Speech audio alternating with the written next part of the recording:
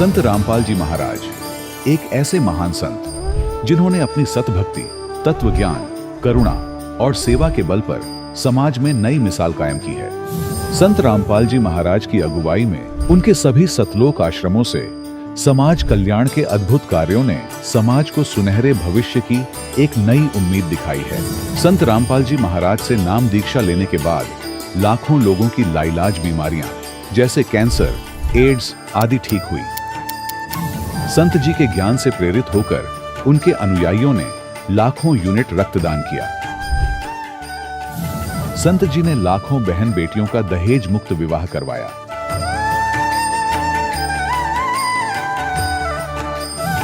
संत जी ने लाखों लोगों का नशा छुड़वाया, करोड़ों उजड़े परिवार बसे।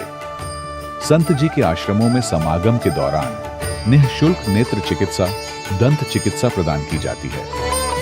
संत रामपाल जी महाराज द्वारा समय समय पर पर्यावरण संरक्षण के उद्देश्य से बड़े स्तर पर वृक्षारोपण किया जाता है।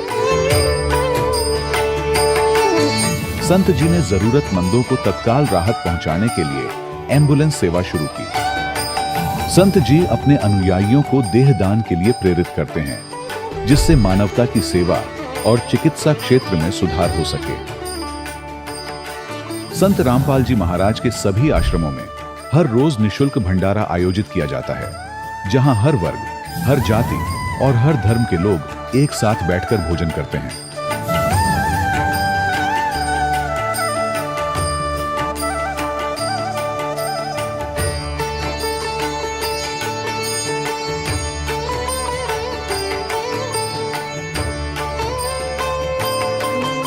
संत रामपाल जी महाराज की अन्नपूर्णा मुहिम ने गरीब और बेसहारा लोगों के जीवन में एक नई ऊर्जा और उम्मीद को जन्म दिया है।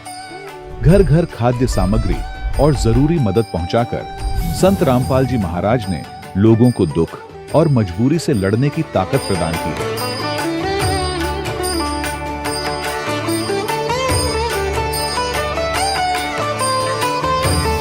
संत रामपाल जी महाराज द्वारा गरीब लोगों के लिए घर बनवाने का अद्भुत कार्य एक ऐसी मिसाल कायम कर रहा है जो सदियों सदियों संत जी की उदारता और दया भावना के तौर पर जाना जाएगा।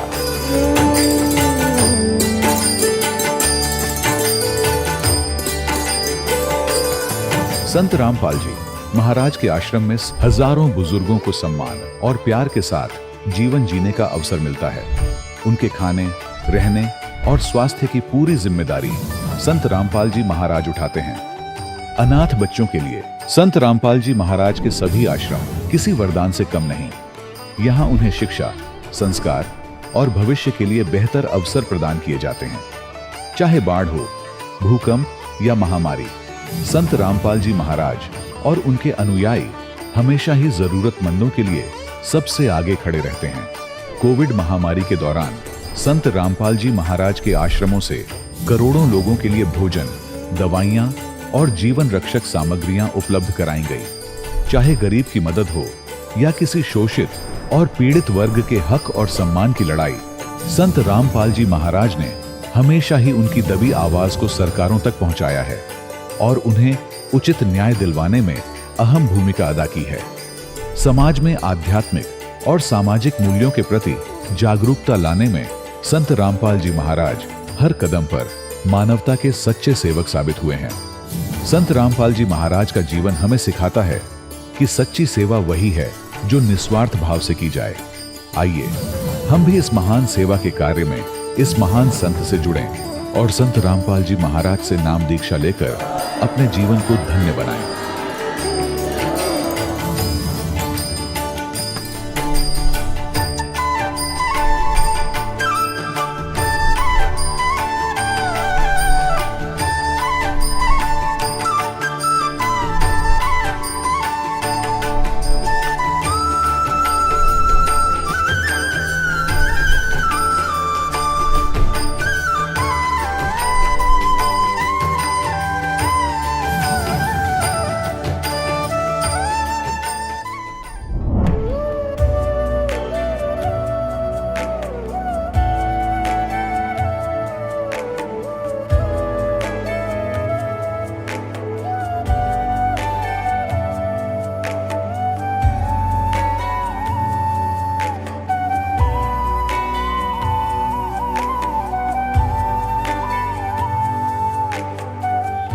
पवित्र श्रीमद् भागवत गीता, पवित्र चारों वेद, पवित्र कुरान शरीफ, पवित्र बाइबल, पवित्र गुरु ग्रंथ साहिब, पवित्र कबीर साहिब की वाणी में छुपे हुए गूढ़ रहस्य अर्थात तत्व को जानने के लिए कृपया अवश्य सुनिए जगत गुरु तत्वदर्शी संत रामपाल जी महाराज के मंगल प्रवचन। सत साहिब दर्शकों, आज की भागदौड़ भरी जिंदगी में दुख और समस्याएं अनचाहे मेहमान बनकर हर घर में दस्तक दे रही हैं।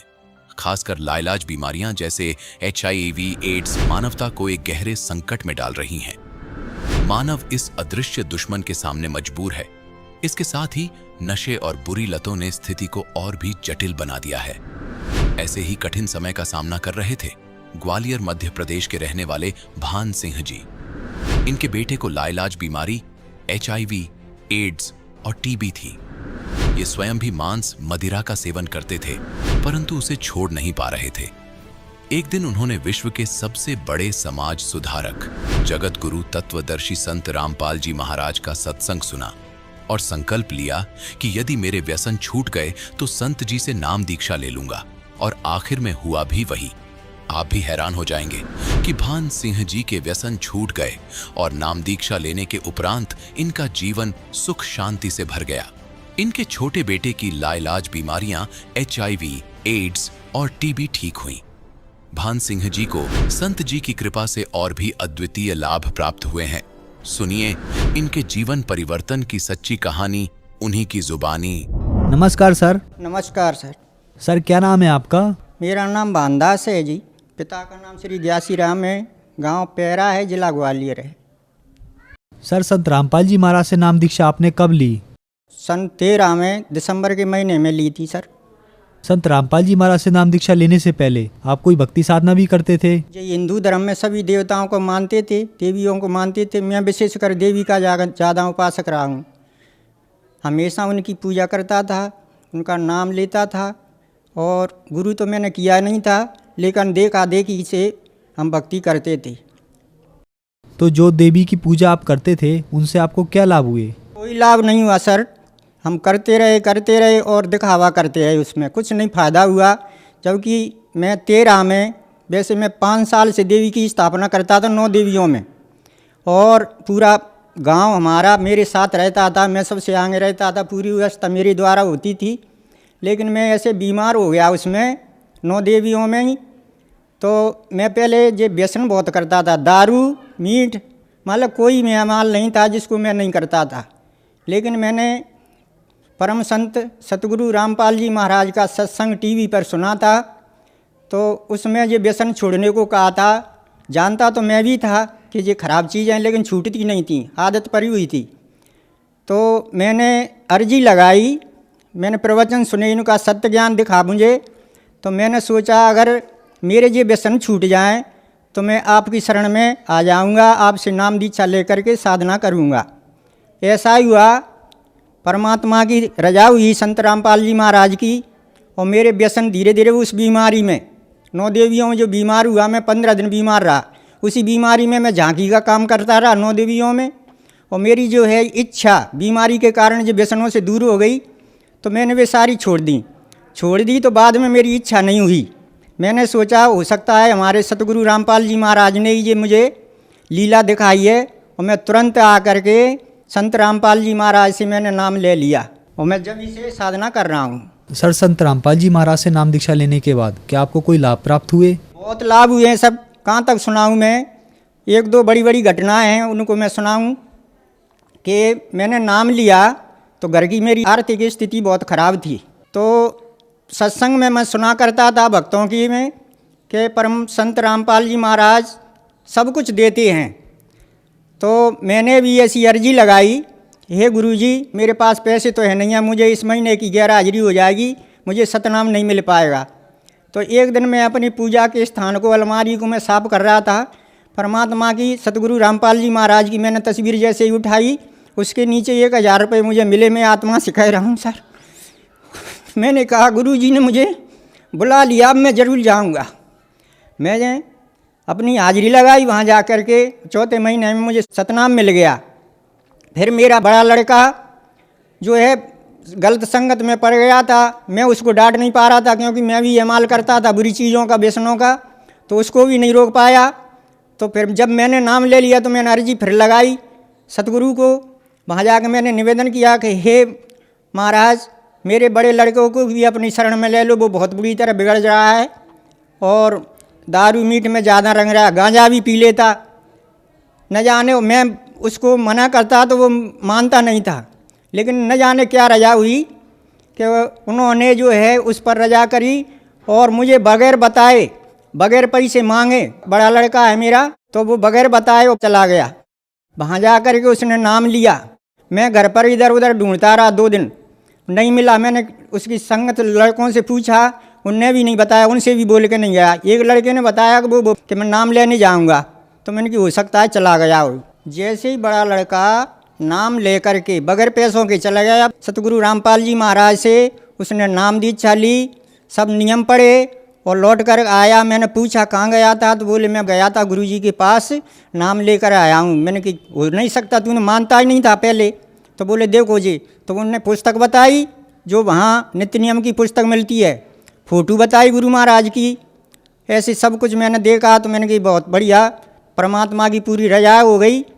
तो पूरे परिवार ने उसके ने नाम ले लिया है और मेरे भी जो मेरे घर से है पत्नी, उसने भी नाम ले लिया। पूरे परिवार ने हमने नाम ले रखा है और साधना कर रहे हैं। एक चमत्कार और है, दूसरा बड़ा ही है। वो अपने लिए तो छोटा लड़का था, वो कम से कम 12 साल पहले एक्सीडेंट में दोनों पैर फ्रैक्चर हो गए थे। उस पर 9 बोतलें खून की चढ़ाई थी। उन 9 बोतलों में न जाने कौन कैसे कीटाणु चले गए किसी खून में, तो वो जो है उस टाइम पे तो नहीं दिखे, लेकिन 12 साल में जाके इन्फेक्शन हो गया। तो उसके अंदर एड्स की बीमारी आई जांच में और टीबी साथ में आई। हम यहाँ इलाज कराया, हम तो घबरा गए सब, बच्चा भी घबरा गया क्योंकि होशियार था कि अब ये अच्छा नहीं हो पाएगा। सब लोग कहते थे, हमने बताया नहीं बहुतों को तो कि एड्स है, नहीं सब लोग नफरत करेंगे। लेकिन फिर भी हमने अर्जी लगाई परमात्मा से, तुमने बड़े बड़े रोग काटे, हमने तुम्हारी कथाएँ सुनी हैं, लीलाएं सुनी हैं, कैंसर मैंसर सब दूर हो जाते हैं। परमात्मा इसको भी अच्छा कर, ये तेरी शरण में पहुंच जाएगा। मैंने लड़के से कहा, मैंने कि इलाज में तो अपने को फ़ायदा नहीं होगी, अब तू हो सकता है गुरुजी से नाम दीक्षा ले ले, वो ही तुझे अच्छा करेंगे। लड़के ने बड़ी मुश्किल से, जिसके प्राण जाने को होते हैं सब मान जाता है, उसने मान लिया। और जहाँ ग्वालियर से ही, ग्वालियर नामदान केंद्र से और नाम लेकर के उसने साधना करी। अस्पताल में जब भर्ती था तो रोज़ाना इलाज हो रहा था, 2,000 का या 1,500 का ऐसा इलाज हो रहा था। आर्थिक स्थिति खराब थी तो डॉक्टर इलाज हो रहा था लेकिन फ़ायदा नहीं पड़ रही थी। मैंने डॉक्टर से कहा, बोले धीरे धीरे फ़ायदा पड़ेगी। फ़ायदा नहीं हुई तो मुझे विश्वास हुआ कि अब ये अच्छा नहीं होगा। मैंने डॉक्टर से बोला कि हमें छुट्टी दे दो, हम इनको नाम लेवा के रहेंगे। तो बोले कहाँ जाओगे नाम लेने में? नहीं, यहीं हमारी व्यवस्था है, सतगुरु के से हम नाम लेंगे। वो बोले वो अच्छे कर देंगे। तो बोले अच्छा ऐसे हैं? बोले हाँ। तो बोले अभी छुट्टी नहीं होगी। मैंने तुम छुट्टी दो। तो बड़ी मुश्किल से उन्होंने छुट्टी दी। बोले लिख के देना पड़ेगा कागज़ पे। बोले हमने कहा लिख के देंगे, बिल्कुल कुछ भी हो जाए तुम्हारी जिम्मेदारी नहीं होगी। सब लोग डॉक्टर लोग देख रहे थे मौतन को। बोले इलाज छोड़ के सतगुरु पे इतना विश्वास है। मैंने कि हमारे को तो है। तो उसने जो है हमसे स्नान करा लिए, यहीं आश्रम में आए हम छुट्टी करा के, और संत रामपाल जी महाराज से नाम ले करके और बताए जो मर्यादा बताई उन पर चल करके उसने साधना की। उस लड़के की जो है साधना करने के बाद और संत रामपाल जी से जो नाम लिया उस पर अडेग होकर के उसने साधना करी, तो जो एड्स की बीमारी थी वो उसकी अभी तक दिखाई नहीं दे रही, कोई परेशानी नहीं है। और टीबी का तो मालूम ही नहीं पड़ा उसका। हे परमात्मा, तेरी बहुत सी रजाएँ हैं। एक और है कला उसकी परमात्मा की। संत रामपाल जी महाराज ने जो हमारे ऊपर रजा करी है कि मैं हरियाणा जा रहा था आश्रम में, तो घर पे खेती है अपनी, उसमें पानी देना था। मैंने कहा 3 दिन के लिए जाएंगे, हो सकता है पानी न मिल पाए, नहर बंद हो जाएगी। तो भक्त लोग बताते थे कि गुरुजी के लिए त्याग भी करो, देव सब काम करेंगे तुम्हारा। तो मैंने कहा देखेंगे हम। परमात्मा की वैसे तो हमें विश्वास है, फिर भी हम देखना चाहते हैं। तो हमने किसी की नहीं मानी, हम सीधे पहुंच गए। वहाँ हम गए, रात में हम रुके तो वहाँ पानी बरस रहा था आश्रम में। तो मैंने घर को फ़ोन लगाया कि अपने यहाँ कैसा है बद्दल है, कुछ पानी मानी है। तो घर वाले बोले इधर से, बोले हाँ अपने यहाँ खूब पानी गिरा है, अब पानी देने की कोई ज़रूरत ना नहीं। हे परमात्मा तेरी बहुत सी ऐसी कथाएं हैं, कहाँ तक मैं गिनाऊँ। हमारे ऊपर बहुत रजा की है और आगे भी हमें पूरा विश्वास है कि हमारी पूरी मुक्ति होगी। सर आपने संत रामपाल जी महाराज से नाम उपदेश लिया और नाम उपदेश लेने के बाद संत रामपाल जी महाराज ने आपके बेटे की एड्स जैसी बीमारी ठीक कर दी और आपके बड़े बेटे की बुरी आदतें भी ठीक हो गई। तो जो समाज आज आपको देख रहा है उनको आप क्या संदेश देना चाहते हैं? समाज को तो मेरा संदेश क्या है, विनती है कि आज तक ऐसा कोई संत नहीं हुआ जिसने शास्त्रों के अनुसार सख्त भक्ति दी हो। उल्टे सीधे नामों से परमात्मा का नाम लेने को कहा, लेकिन कोई फायदा नहीं है। अब जो है शास्त्रों के अनुसार संत रामपाल जी महाराज शास्त्रों में, चारों वेदों में और गीता में, बाइबल में, कुरान में, तौरीत में, इंजिल में, सब में, गुरुवाणी में, सब में खोल करके दिखा रहे हैं कि देखो ये लिखा है, ये परमात्मा का नाम ये होता है, इस हिसाब से आप साधना करो तो आपको पूर्ण लाभ होगा। तो मैं समस्त मानव समाज से यही विनती करूँगा, यही निवेदन करूँगा कि जल्दी ही, टाइम ज़्यादा खराब मत करो, जितना हो सके उतना जल्दी ही संत रामपाल जी से नाम ले करके और पूर्ण मुक्ति प्राप्त करें। सर संत रामपाल जी महाराज से नाम कैसे ले सकते हैं? बहुत सीधा सरल तरीका है। जो जुड़े नहीं हैं परम संत रामपाल जी महाराज से, वो सोचते होंगे कि बहुत बड़ी परेशानी होगी, लेकिन संत रामपाल जी के पास भक्ति का वो नियम है शास्त्रों के अनुसार कि न तो कोई ज़्यादा समय की ज़रूरत पड़ती है, न पैसे की ज़रूरत पड़ती है, कोई परेशानी नहीं है। बताया है कि नाम उठत नाम बैठत नाम सोवत जागवे, नाम खाते नाम पीते नाम सेती लागवे। किसी भी स्थिति में हो, परमात्मा का नाम जो सतगुरु बताएं उस हिसाब से लेते जाओ, पूर्ण लाभ मिलेगा, पूर्ण मुक्ति मिलेगी, उसमें कोई परेशानी नहीं है। टीवी चैनलों पर संत रामपाल जी महाराज का सत्संग आता है और सत्संग में नीचे लाइन फ़ोन नंबर चलते हैं, उन फ़ोन नंबर पर जानकारी लो कि कौन सी ज़िले में कहाँ नामदान केंद्र खुले हुए हैं, वहाँ से आप जा कर के संत रामपाल जी महाराज से नाम ले करके और साधना करें। धन्यवाद सर। सत्साई। दर्शकों, अभी आपने सुने संत रामपाल जी महाराज से दीक्षा प्राप्त करके सुखी हुए भक्त के अनुभव। अब देखिए जगत गुरु तत्वदर्शी संत रामपाल जी महाराज के मंगल प्रवचन। अस्थि पंजर की तरह चारपाई पर पड़ा पड़ा अंतिम सांस गिने। उसका पिताजी साथ बैठा था। उस लड़के ने कहा कि भाई साहब, अपने पिता से बोला, भाई साहब मेरे कफन और लकड़ी की तैयारी कर। अब उस व्यक्ति ने सोचा बच्चा ज्यादा रोगी हो गया और एकी बैकी बात कर रहा है। उसने कहा बेटा मैं तेरा बाप हूं, मैं तेरा पिता हूं। वो बोला, लड़का बोला तू मेरा पिता नहीं, तू मेरा भाई है। और सुन, मैं तेरा वो भाई हूं जिसको तूने विष देकर मारा था। और भले पुरुष मेरा हिसाब बराबर हो लिया, आधी जमीन तूने बेच दी मेरे इलाज पे। अब मेरा तेरा लकड़ी और कफन का हिसाब बैलेंस है, वो तैयारी कर ले बस चुपचाप। अब वो हक्का बक्का रह गया, उसने अपने किए कर्म की याद सारी आ गई। तो उस व्यक्ति ने कहा कि भाई साहब एक बात बता, ठीक है मैंने जैसा जुल्म किया, क्योंकि तो इकलौता पुत्र, आगे संतान नहीं, मेरा तो कुल नाश भी हो गया। लेकिन एक बात बता, हमने तो जो बुरा किया फल मिल गया। अब ये तेरी पत्नी है, इसने क्या बुरा किया था, अब जिंदा जलाई जाएगी तेरे साथ, क्योंकि उसमें सती प्रथा थी। पति के साथ पत्नी को कंपलसरी जला दिया करते जिंदा। तब उसने लड़के ने कहा कि वो वैद्य कहाँ है जिसने मुझे विष दिया था। उसके भाई ने बताया कि वो आपके 4 वर्ष बाद अचानक हार्ट अटैक होकर मर गया था। तो उसके लड़के ने बताया कि ये वो मेरी पत्नी वो वैद्य है, अब यह जिंदा फूकी जाएगी। इस दुष्ट ने 500 रुपये के लालच में ऐसा जुल्म किया था। तो पुण्यात्माओं परमात्मा कहते हैं एक लेवा एक देवा दूतम, या कोई किसी का पिता नहीं पूतम।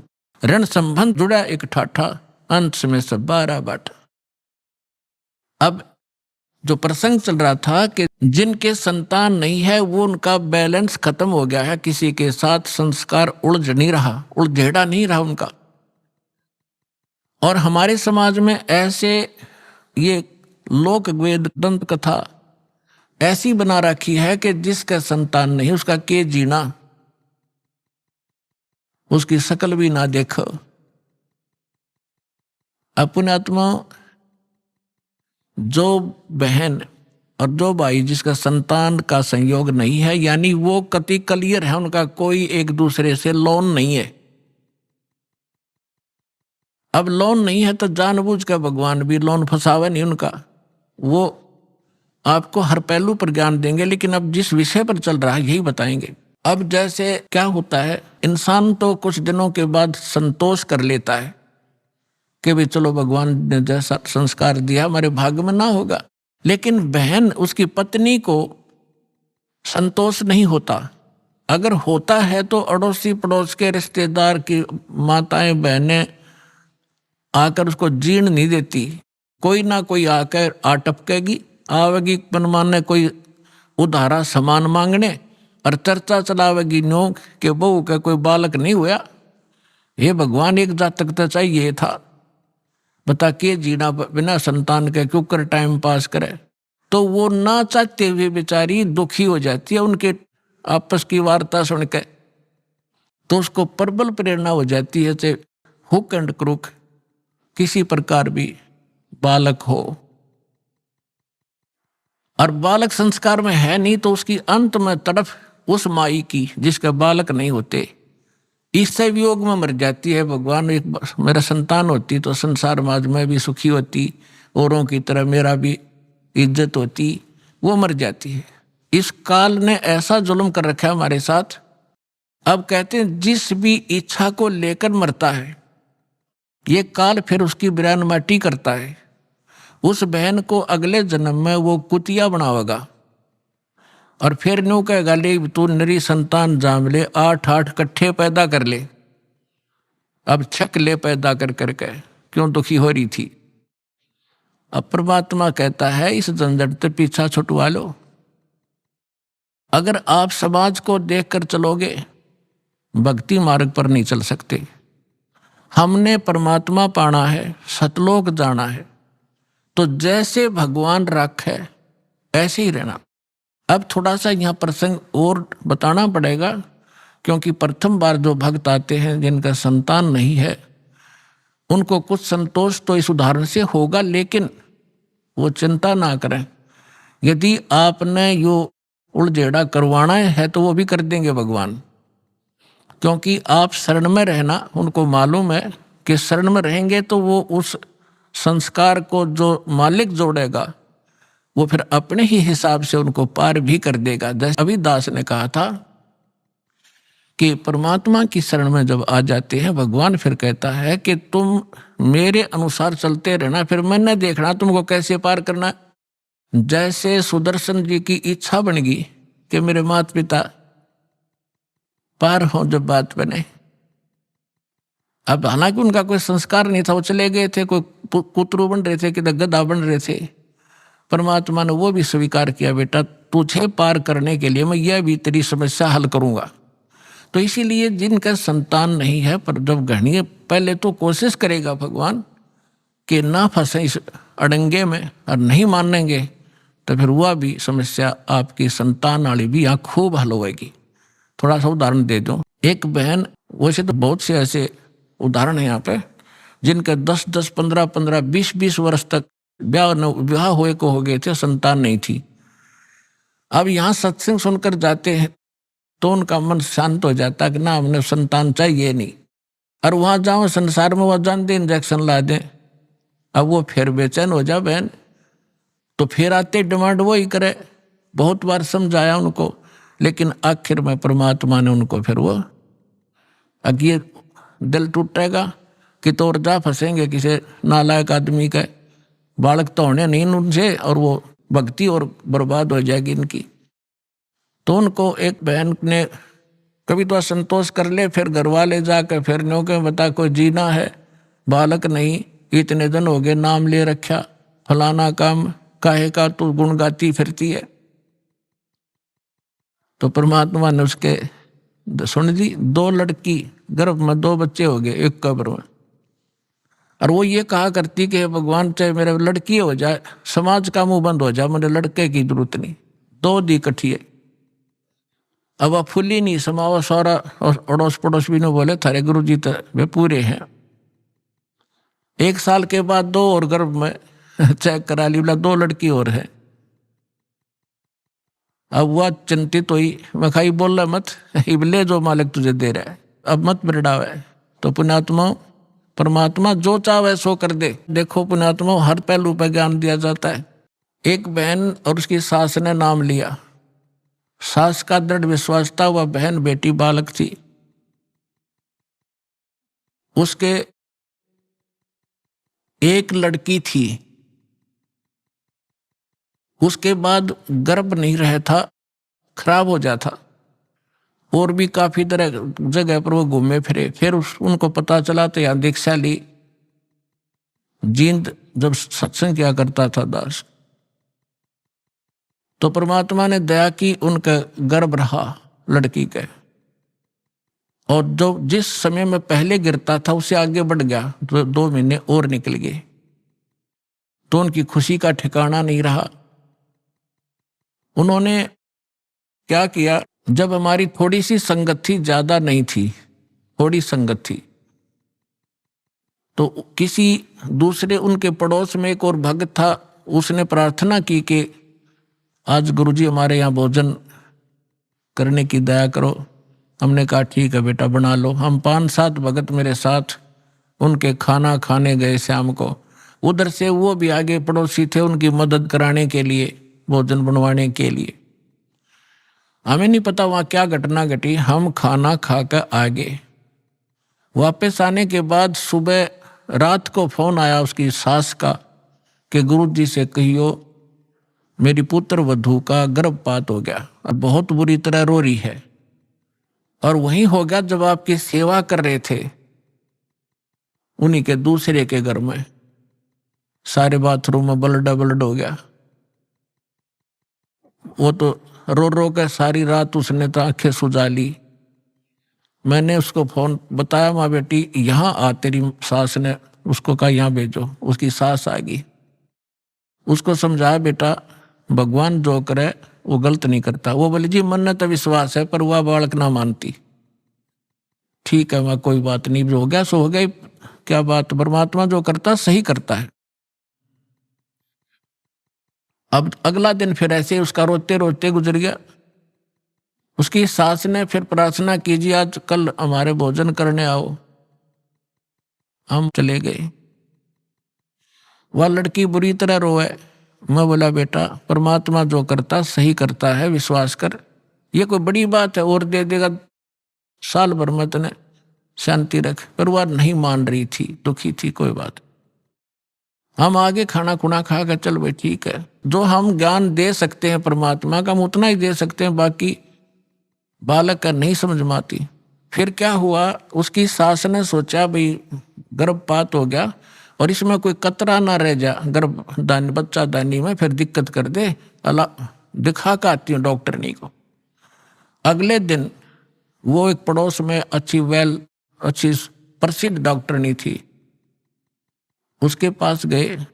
उसने अल्ट्रासाउंड किया और वो कहने लगी कौन का गर्भपात हो गया? न्यू का न्यू गर्भ है इसके। Okay, all in respect. अब उनकी खुशी का ठिकाना नहीं। फिर फोन आया, ओए होए। अब उनका फिर फोन आया उसकी सास का, जी कमाल कर दिया। भक्ता ने बताया जी ऐसे ऐसे वो सास न्यू कह रही है, वो गर्भ को नहीं खराब हुआ उसका, वो न्यू का न्यू पा गया, चेक करा का है। अब अगला दिन वो दोनों आई सास बहू, वहाँ पर कुटिया में हम बैठे थे और खुशी न्यारी खुश हो रही वाली लड़की। मैं बोला बेटा भगवान पर भरोसा करो और परमात्मा जो करता वो गलत नहीं करता। अब फिर देखो कमाल है, 3 महीने 4 महीने के बाद उसने चेक कराया, अगर लड़का से अगर लड़की, वह लड़की पाई। अब वह फिर रो, वह लड़की उसकी पुत्र वधू, मैं तो इसका गर्भपात कराऊंगी। हमसे बात करी, मैं बोला खबरदार जीवन से की है तो कोई बात हुई है, जब तक रोए थे मेरा गर्भ गिर गया। अब परमात्मा तो मालिक है, और ये उस लड़की ही थी जो गर्भपात हुआ था, उसने गर्भपात कर दिया। दाता ने तेरी नालायकी देख कर किया था, क्या रोएगी लड़की ने देख कर, क्योंकि हमें ज्ञान तो है ही नहीं। और फिर लड़का देता, उसी आत्मा को लड़का बना कर देता। अब रोले अपने कर्म। अब हमारा स्वभाव कैसा हो गया, ऊंट जैसा। ऊंट पे समान धरे ना उसने लाद है, और जब भी नौकरा रहा, जब भी रोया कर बहुत बूढ़ा कर दिया मेरे साथ में। और जब उसने उतारे, जब समान ने तारा करा ऊंट पर, जब भी वो नौकरा करा उसने कहीं भी बूढ़ा करा मेरी गेला, अभी बुरा कर रहा है मेरा। तो हम हो गए ऊंट के से स्वभाव के। अब परमात्मा हमें सुख दे जब भी रोआ, और दुख में तो रोना है, रोना वो तो स्वाभाविक है। तो उसकी सास ने यह बात समझ में आ गई थी, गुरु जी के वचन का मैं तब उल्लंघन करूं नहीं। और इस लड़की ने पूरी कर, यानी उसका ससुर ठीक सी पोस्ट पर नौकरी करता था, तो उसकी सास ने कहा कि इस लड़की का सारा खर्चा मैं दूंगी, तो निश्चिंत रहे, और इसने ब्याह भी और सारा खर्चा हम देंगे, तो बकवास नहीं करेगी, इसका हम गर्भपात नहीं करेंगे। वह लड़की होगी दूसरी, और जब भगवान के हाथ में, वो तो उसके बच्चे हैं, उसकी ये मिट्टी उसी की बनाई हुई है। अब लड़का देते तो उसको उस संस्कार टाले था लड़की वाला, लेकर के मांग लिया रो रो के, और फिर रो रही है। फिर अगले बार उसको लड़का दिया। आज भी वो लड़की और उसकी सास सत्संग में आते हैं। अब कहने का भाव यह है पुण्यात्माओं के, भगवान जो करे तुम बीच में टांग ना डाया करो। अब डॉक्टर है, ऑपरेशन में थिएटर में ले गया, अब आप यहाँ परमेश्वर के ऑपरेशन थिएटर में आ गए, और यहाँ ऑपरेशन थिएटर में मरीज अपनी चलावे तो केस बिगाड़ेगा, वो होने नहीं दे उसको जो डॉक्टर चाहता है। ऐसे ही एक बहन के एक लड़की हो के, और फिर वह लड़की 27 वर्ष की होगी, उसके ब्याह भी कर दिया, उसके भी बालक हो रहे, लड़का लड़की, और उसकी फिर भी तमन्ना एक बालक था, एक लड़का तो हो जाता। वह 56 साल की हो रही बुढ़िया, और यह तमन्ना रखे 56 साल की उम्र में मालिक ने फिर छोरा दे दिया उसका लड़का। अब लड़का 5 साल का हुआ, मर गई, भी सर पर धर लिया, लड़का कौन पालेगा। तो हम ऑपरेशन के अंदर हम अपनी गड़बड़ करवाते हैं तो वो बिगड़ जाता है केस। फिर भी दास ने आपको हर पहलू पर बता दिया, जोन सी समझ में वाह कर लियो, और वाह पूरी कर देंगे भगवान। अब जैसे आपने कल इंटरव्यू सुना था एक भगत का, 14 वर्ष हो गए थे उनके ब्याह में, कोई बालक नहीं था, और सारी पूजाएं करते थे। अब फिर परमात्मा की शरण ली तो 2 लड़की हुई, नो ऑब्जेक्शन, उन्होंने कोई परवाह नहीं की, पर लड़की हो चाहे लड़का, ज्ञान समझ में आ गया, भगवान जो दे वो हर स्वीकार, और तीसरा फिर लड़का भी दे दिया। तो विश्वास रखो इस भगवान पर, जो करे परमात्मा जो करेगा वो गलत नहीं कर सकता। हम जीव हैं, गलत खुद करवा लेते। अब हम आते उस प्रसंग पे जहां आज दास आपको सुनाना चाहते। अब नीरू नीमा के घर पे पहले दिन, जिस दिन भगवान मिले उससे पहली रात्रि में पहले दिन, कोई रिश्तेदार औरत आ गई, और उसने तो वही जिक्र करना, हे बेटी बालक को नहीं हुए, भगवान रुस गया तेरा ते, समाज में के मुंह दिखावेगी, सुबह सुबह कितने निकलने जोगी भी कोई ना। अब वो नीमा के इसे इंजेक्शन लाएगी, वह बुढ़िया वह चलेगी, सारी रात रोई करवट बदल बदल के, हे भगवान एक बालक हो जा, हे भगवान एक बच्चा मिल जा, मेरा भी संसार में साझा हो जाता। तो सुबह उठ कर स्नान का समय हो गया, नीरू ने कहा कि चलते हैं स्नान करने। वह रास्ते में भी रोती हुई आ रही थी कि हे भगवान शिव जी, बेसिक वो मुसलमान बन गए थे लेकिन आस्था उनकी अपने भगवान शिव में ही थी। हे भगवान शंकर, आपके घर में के लालों की कमी है, मुझ पापन को भी एक बच्चा दे देते, मेरा भी समाज में साझा हो जाता, हिस्सा बन जाता, मैं भी सीना पर ने मुंह करके जी लेती। इस तरह कहकर बुरी तरह फूट फूट कर रोने लगी। अब नीरू कहने लगा भगतनी, हे भगतमती, अगर यदि हमारे भाग्य में होते, आज 60 साल की उम्र होली हमारी, तो दे ही देते परमात्मा। और अपनी आंखें खराब मत करे, कोई बुढ़ापे का सहारा नहीं, आंखें रो रो कर तू खत्म कर लेगी, अंधी हो जाएगी, ना रोए, शांति दी। यानी ये चर्चा करते करते वो लहर तारा तालाब पर पहुंच गए। पहले नीमा स्नान करने लगी। ब्रह्म मुहूर्त था, 1.5 घंटा सूर्य उदय होने से पहले अंधेरा अच्छा रहता है और सुबह की रोशनी एकदम ही होती दिखाई दिया करे। अब नीमा स्नान करके बाहर आई और नीरू स्नान करने के लिए सरोवर में प्रवेश कर गया। अब नीमा जिस कपड़े को लपेट कर नहाई थी उसको धोने के लिए पुनः किनारे पर गई तालाब के।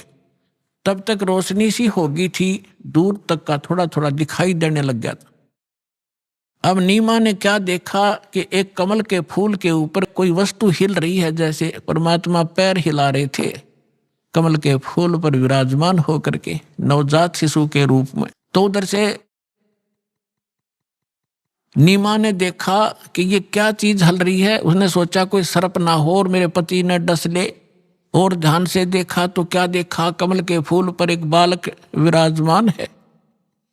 अब नीमा ने अपने पति से कहा, वो तो मलमल कर नहा रहा था, इतने पानी में बढ़ के ऐसे कोते मार रहा था कभी हाथों से। तो उसने कहा कि देखियो जी, कमल के फूल पर बच्चा है, छोटा सा बालक है, बच्चा है, छोटा सा बच्चा है। अब नीरू ने कहा कि तू मेंटल होगी, तेने अब जल में भी बालक दिखाई देने लगे, नीमा कुछ संतोष कर, मत पागल होए।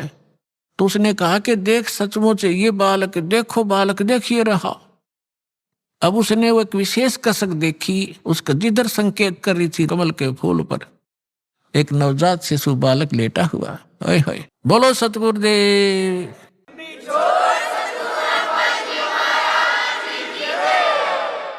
अब नीरू ने देखा सचमुच बालक एकदम आओ देखा ना ताओ देखा, कमल के फूल समेत तोड़ कर उठा लिया गोदी में, अपनी पत्नी को थमा दिया।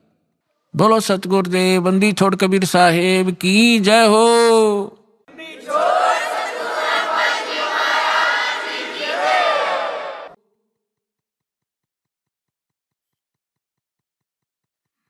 अब नीमा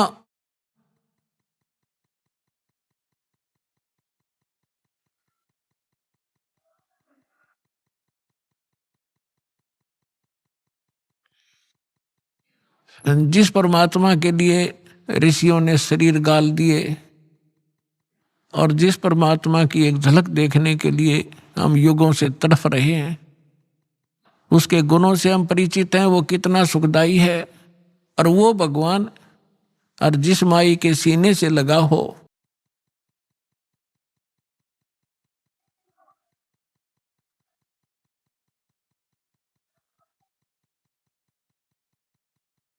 उसको कितना आनंद आ रहा होगा, कितनी खुशकिस्मत है वो माई।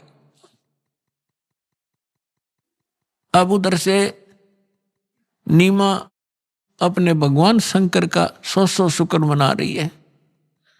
अपने आत्माओं गरीबदास जी कहते हैं कि हम जो समर्थ है, जो हमारी पल पल पर रक्षा करता है, हमें सर्व सुख दे रहा है, जो सब कुछ करने वाला, उसका तो हमें जिक्र भी नहीं, हमें अन्य को क्रेडिट देते रहते हैं, उसने ये कर दिया, फलाने ने ऐसे कर दिया। अब जैसे ये दास पहले भगवान विष्णु का पुजारी था, कृष्ण जी का, हनुमान जी का, और शंकर भगवान की भी सामान्य पूजा समांतर करते रहते थे। और घर में जो सुख होते थे, सारे ही सुख जो संसार में होते हैं वो सारे ही हो रहे थे।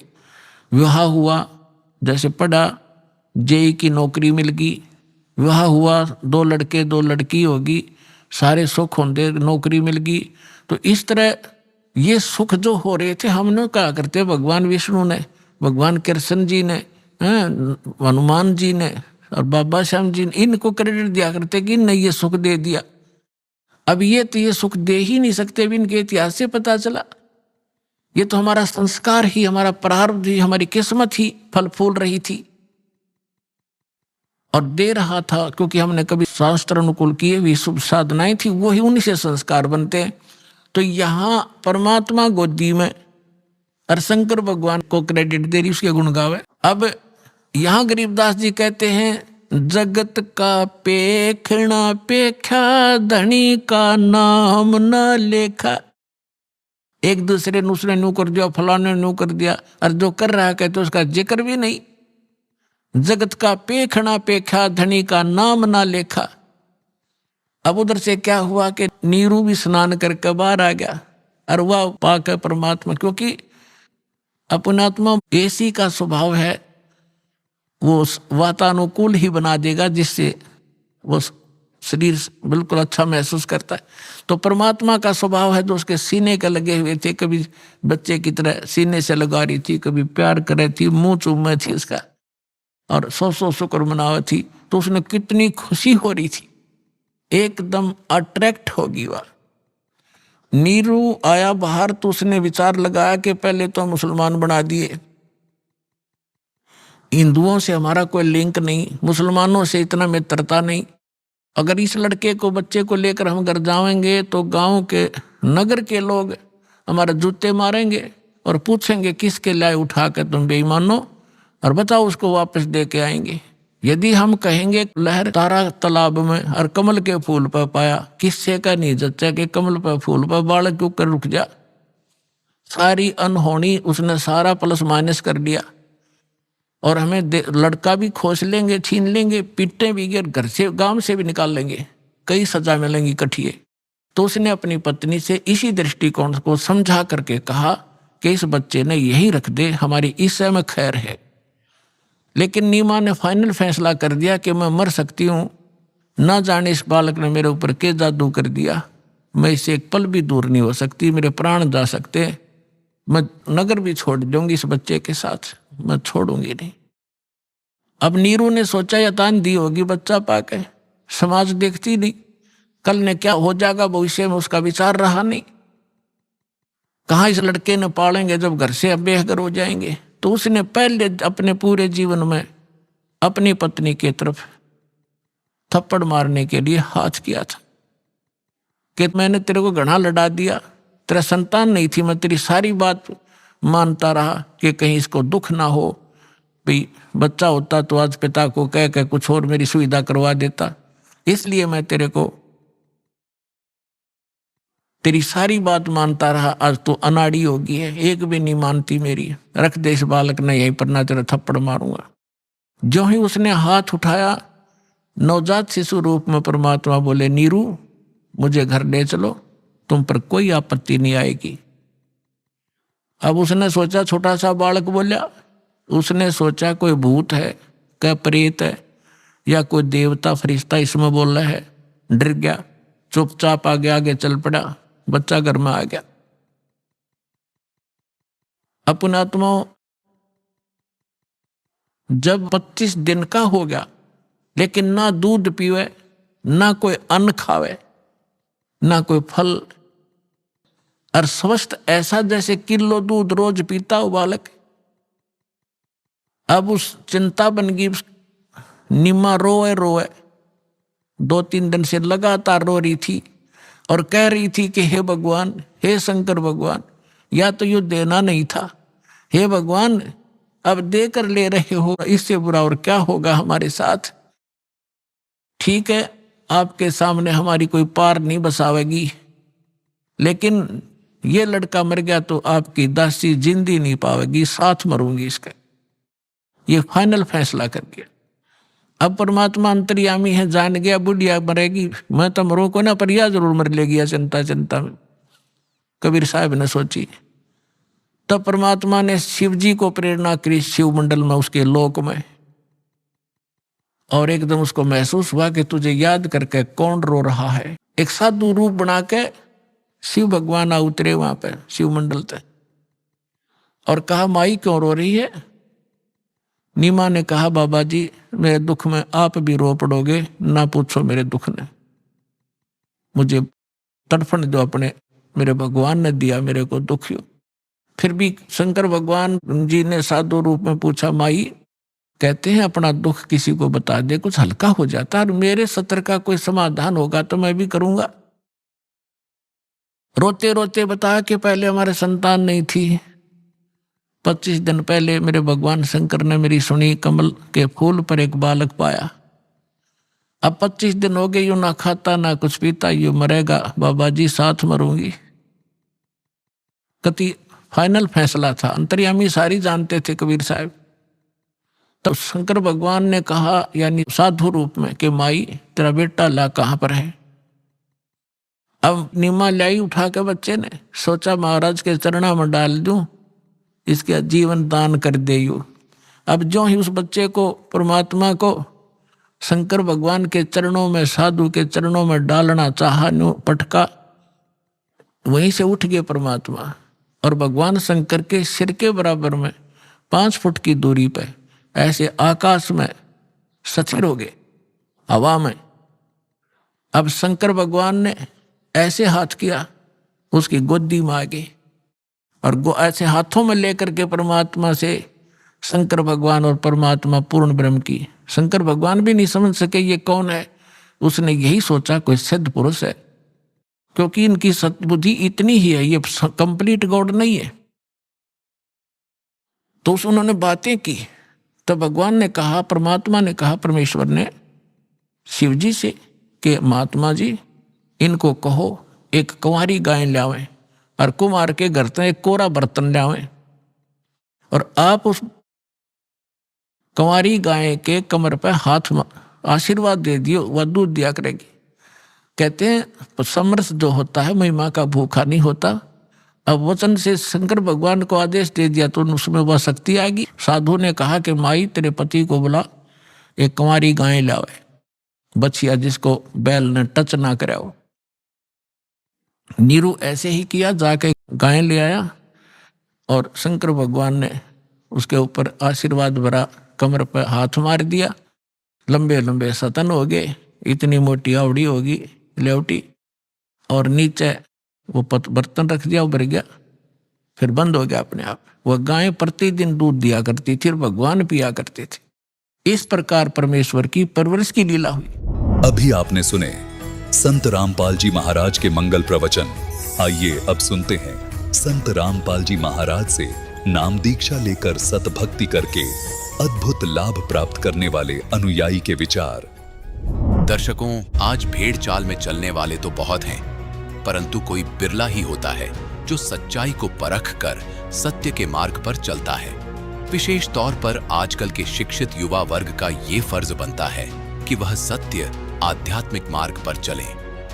आज हम आपको पठानकोट पंजाब की रहने वाली नेहा अग्रवाल जी का अनुभव सुनाने जा रहे हैं, जो ज्ञान समझकर अब सच के रास्ते पर चल रही हैं। इनके परिवार में सबसे पहले इनके पिताजी ने ज्ञान गंगा पुस्तक से प्रेरणा पाकर तत्वदर्शी संत रामपाल जी महाराज से नाम दीक्षा ली। तब तक तो नेहा जी को संत रामपाल जी महाराज जी कुछ खास नहीं लगे, एक आम इंसान की तरह ही लगे। लेकिन जब इन्होंने ज्ञान समझकर संत जी से नाम दीक्षा ली, इसके बाद इन्हें सर्व लाभ मिलने शुरू हो गए। संत रामपाल जी महाराज की अपार कृपा से नेहा जी की आर्थिक स्थिति सुधर गई, मानसिक चिंताएं दूर हुईं और भाई का नशा भी छूट गया। अब इन्हें दृढ़ विश्वास हो चुका है कि विश्व में कोई संत है तो वो संत रामपाल जी महाराज जी ही हैं। सुनिए नेहा जी की जीवन परिवर्तन की सच्ची कहानी, उन्हीं की जुबानी। बहन जी नमस्कार। नमस्कार सर। क्या नाम है जी आपका? जी मेरा नाम नेहा अग्रवाल है। नेहा जी कहाँ से आए आप? मैं पठानकोट पंजाब से आई हूँ। संत रामपाल जी महाराज से कब जुड़े आप? जी मैं संत रामपाल जी महाराज से 17 अप्रैल 2013 में जुड़ी थी। संत रामपाल जी महाराज से नाम दीक्षा लेने से पहले आप क्या भक्ति साधना करते थे? सर संत रामपाल जी महाराज से जुड़ने से पहले हम अन्य देवी देवताओं की भक्ति करते थे, और जो मेरे पेरेंट्स थे हम भोलेनाथ जी के पुजारी थे कह सकते हैं आप।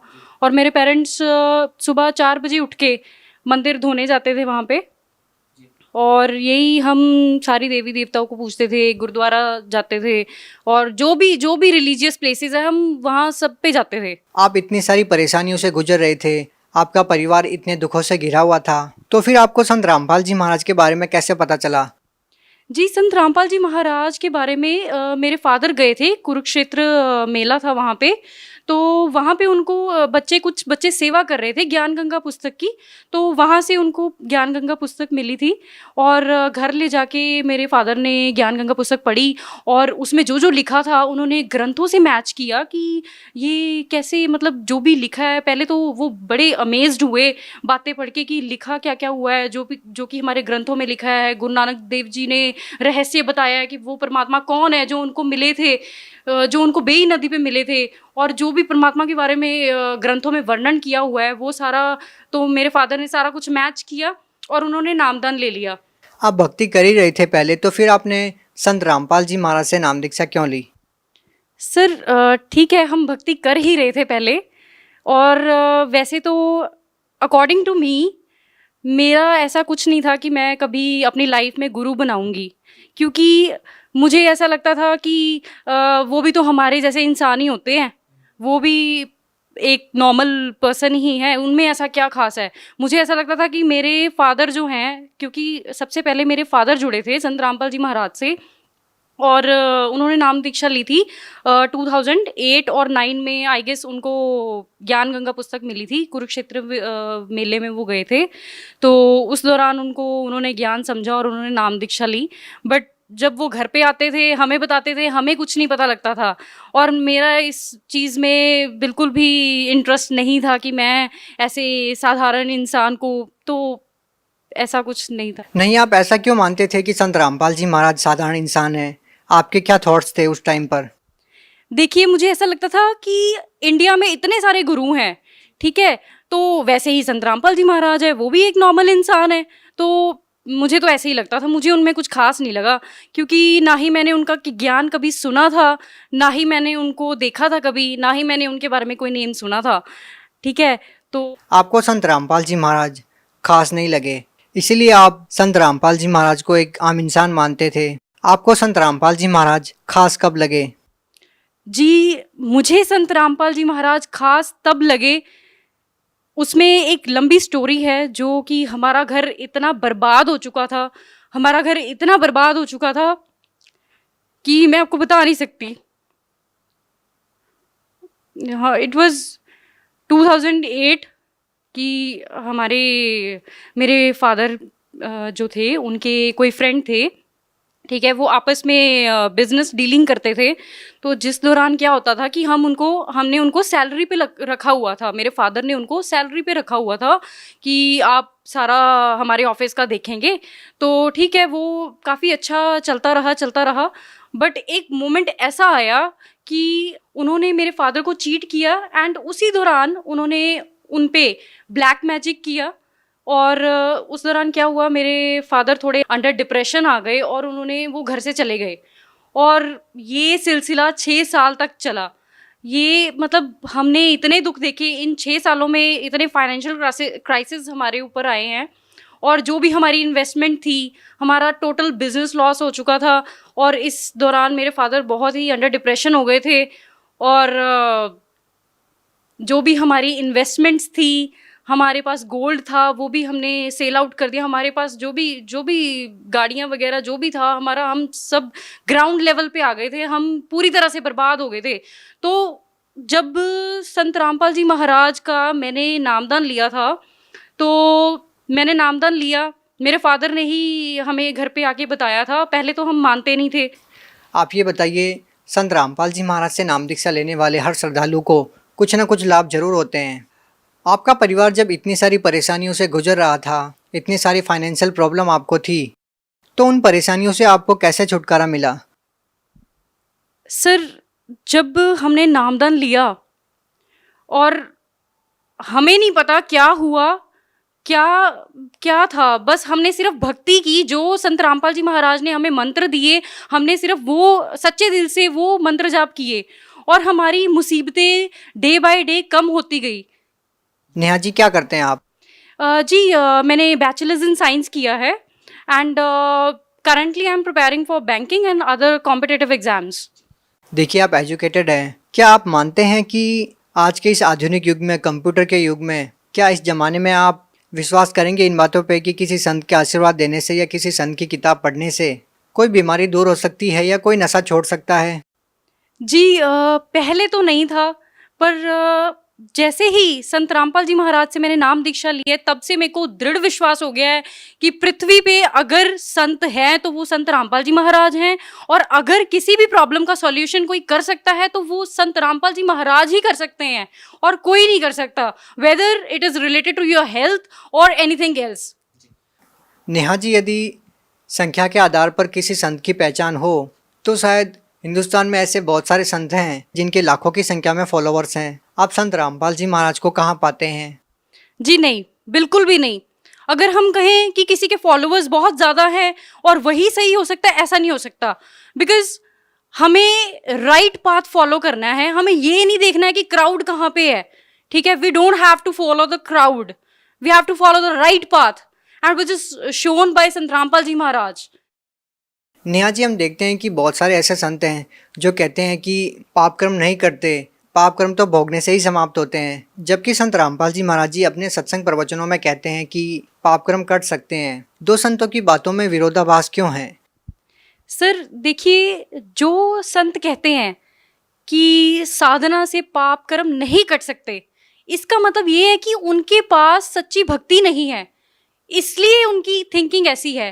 क्योंकि हमारे गुरु संत रामपाल जी महाराज ने तो ये कहा है कि सच्ची साधना से पाप कर्म कट सकते हैं। किस आधार पर संत रामपाल जी महाराज कह रहे हैं कि भक्ति करने से पाप कर्म कट जाते हैं? सर, संत रामपाल जी महाराज ने वेद और शास्त्र खोल खोल के दिखा रहे हैं वो सबको, गीता, कुरान, बाइबल, गुरु ग्रंथ साहिब, सब में प्रमाण दे रहे हैं कि वो परमात्मा कौन है जिसने 6 दिन में सृष्टि रची और 7वें दिन जाके तख्त पे जा विराजे। मेरा प्रश्न इन धर्मगुरुओं से ये है, नकली धर्मगुरुओं से ये है, कि वो कहते थे कि आपके पाप कर्म है, ये जो आपको दुख है, ये आपके पाप कर्म है जो आपने किए हैं, ये तो कभी कट ही नहीं सकते। तो अब संत रामपाल जी महाराज से जब से मैंने नाम दीक्षा ली है, तब कैसे कट गए? बताइए मुझे, कैसे कट गए? मेरा मानना ये है कि अगर हम शास्त्र अनुसार भक्ति करेंगे तो हमारे सारे पाप कर्म कट सकते हैं। आप भगत समाज को क्या संदेश देना चाहते हैं? जी, मैं भगत समाज को यही संदेश देना चाहती हूँ कि आप संत रामपाल जी महाराज के ज्ञान को समझें, उनको एक बार सुनिए ज़रूर, उनका सत्संग ज़रूर सुनिए। अगर आप नेगेटिव वे से भी देखना चाहते तो देखिए ज़रूर, वेदर इट्स पॉजिटिव और नेगेटिव, वो आपका अपना डिसीजन होगा कि आपको वो सही लगते हैं, वो गलत लगते हैं। आप देखो तो सही एक बार कि वो कह क्या रहे हैं, what he is trying to convey the message. अच्छा, हम आपसे ये जानना चाहते हैं कि संत रामपाल जी महाराज से नाम दीक्षा लेने से आपको क्या क्या लाभ मिले, क्या क्या अनुभव हुए? जी, सबसे बड़ा लाभ संत रामपाल जी महाराज से नाम दीक्षा लेने के बाद तो हमारा ये था कि हमारा घर जो नरक बन गया था वो पूरी तरह से संत रामपाल जी महाराज ने स्वर्ग बना दिया है। आज के डेट में हमारे घर में पूरी शांति है, हर तरीके के लाभ परमात्मा ने हमें दिए हैं, वेदर इट इज़ इकोनॉमिकली और हेल्थ इश्यूज़ हो, कोई भी हो। जो मेरे ब्रदर थे वो काफ़ी ड्रिंक वगैरह करते थे और नशा भी करते थे थोड़ा बहुत, और वो भी परमात्मा की दया से उन्होंने छोड़ दिया है। जो श्रद्धालु संत रामपाल जी महाराज से नाम दीक्षा लेना चाहते हैं वो उनसे नाम दीक्षा कैसे ले सकते हैं? जी, जैसे कि चैनल पे जो सत्संग आ रहा है, इसके नीचे एक पीली पट्टी आ रही है, इसके ऊपर फ़ोन नंबर्स दिए गए हैं एंड आप ज्ञान गंगा बुक ऑर्डर कर सकते हो और जीने की राह ऑर्डर कर सकते हो। आप पहले उस पुस्तक को पढ़िए, ज्ञान समझिए, संत रामपाल जी महाराज कहना क्या चाह रहे हैं तो फिर आप उसके बाद सब कुछ सोच समझ के संत रामपाल जी महाराज की शरण में आइए और अपने दुखों का निवारण करिए। जी धन्यवाद। Thank you.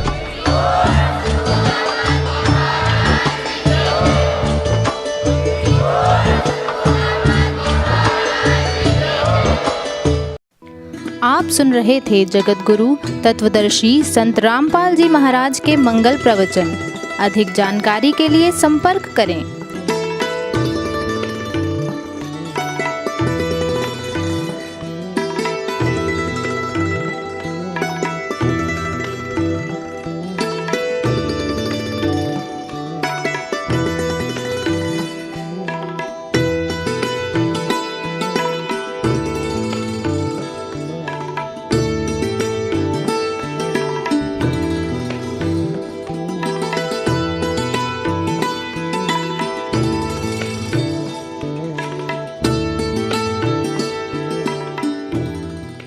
जगत गुरु तत्वदर्शी संत रामपाल जी महाराज जी के पावन सानिध्य में भक्ति की अलख जगाने तथा श्रद्धालुओं को सत्य भक्ति मार्ग का रास्ता दिखाने हेतु कनाडा के लोकप्रिय channel the TV NRI channel पर जगत गुरु तत्वदर्शी संत रामपाल जी महाराज जी के मंगल प्रवचनों का प्रसारण प्रतिदिन सुबह 7:30 बजे से 8:30 बजे तक तथा रात्रि 7:30 बजे से 8:30 बजे तक किया जा रहा है। इस सत्य भक्ति मार्ग को अपनाने के लिए अधिक से अधिक सत्संग प्रसारण देखें। इस सत्संग प्रवचन का सीधा प्रसारण संत रामपाल जी महाराज लाइव सत्संग YouTube चैनल और जगत गुरु संत रामपाल जी महाराज फेसबुक पेज पर भी देख सकते हैं।